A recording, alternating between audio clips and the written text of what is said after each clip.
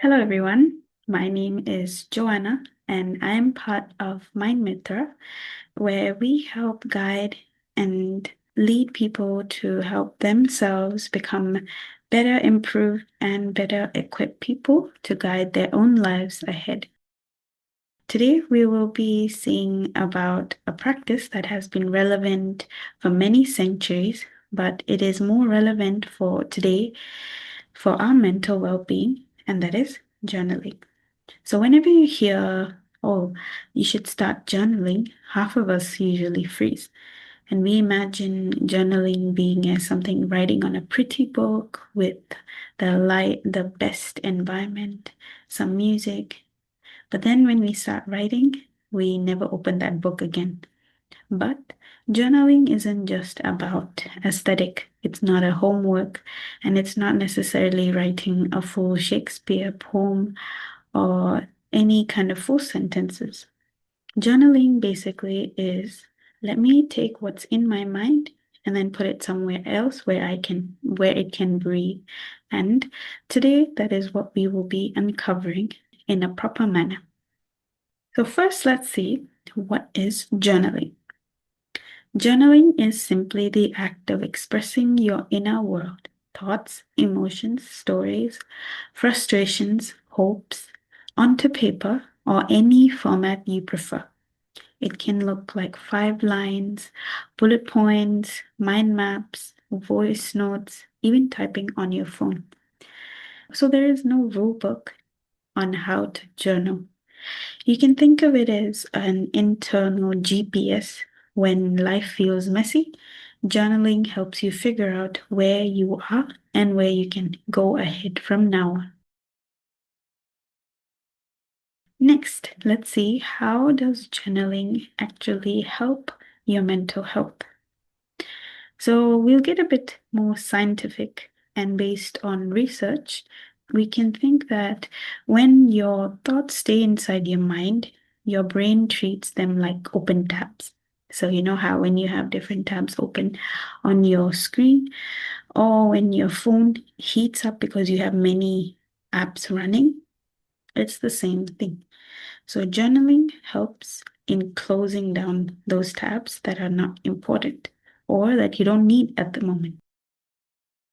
So you can think of it psychologically, because journaling, how does it help? It helps activate the prefrontal cortex that is responsible for logic, and it also helps reduce the amygdala activation, which is part of the brain that is triggered during stress and also high emotional reactions. Next, it also helps in distancing from your emotions so that they feel less overwhelming. So it helps slow down spiraling like overthinking and catastrophizing.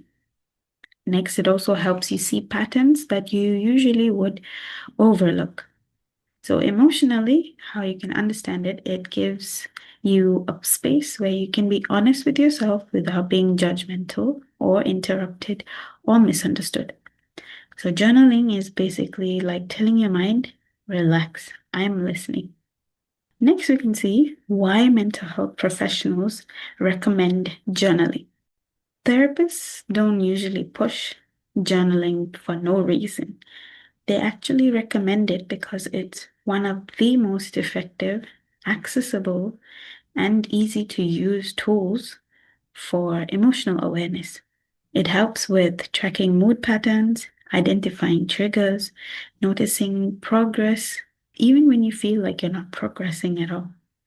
Understanding belief systems. Why do I react this way? Processing emotions during sessions. And it could also help in reducing emotional backlog. So, to be honest, journaling is just like a mini therapy session that you can give your own self. And that is why it is a very good and favorite practice that is used even by professionals and also recommended by them. Next, we'll see what are some myths about journaling and what is the real fact behind it. So let's get into it. First myth is you need to journal every day. The truth is, spending even just once a week or 5 minutes a few times a week can actually be so much beneficial and powerful. Consistency is more about showing up for yourself than hitting a specific word count or a single streak, for example. This is much more important for us to do it regularly because it helps collect your mind and your emotions and the things that happen so that you can think clear as well. Myth number 2 is you need to write beautiful and poetic entries. The fact is, journaling is more for you and not for an audience. So, like spelling, grammar, neatness, and all does not matter. Even writing just 3 lines can help change your entire emotional landscape. Next is myth number 3. Journaling is for emotional people. The fact is that stress, decisions, relationships, work pressure, with all these, journaling helps everyone. Myth number 4, journaling is just for venting out negativity. But the fact is that journaling is such a powerful tool for gratitude, goal setting, creative exploration, and celebrating joys as well, not just for venting negativity. Myth number 5, writing about feelings makes me feel worse. But the truth is, avoidance increases distress. Expression reduces it. So the more you name an emotion or a feeling, the less control it has over you. Next, let's see the most important part that you all have been waiting for, which is what are the quick ways that you can begin writing or journaling so that it doesn't feel scary. So now here we can see some few lists of things that you can use as a prompt to help you write in your journal. So the first one is a gratitude list. So gratitude helps in many ways where we can look back and also reflect and be grateful for the things that have happened, and also helps you keep yourself grounded as well. Now, the first prompt in the gratitude list is 3 things that I'm grateful for today. So you can write whatever the things that you're grateful for today. Next is the person I'm grateful for today is, so and so forth. And this is because, so on and so forth. Next is emotional check-in prompts. So the first one is, right now I am feeling so on. And this emotion showed up because a moment today that shifted my mood was so on. So this helps you be aware emotionally of what are the feelings that you're having and what emotions you are feeling throughout the day as well. Next is thought clarity prompts.